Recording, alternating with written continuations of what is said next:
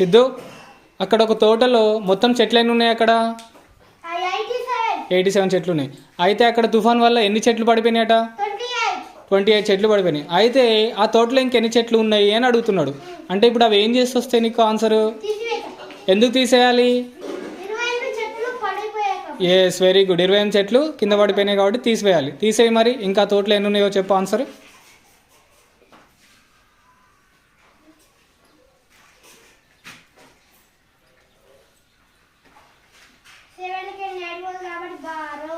okay,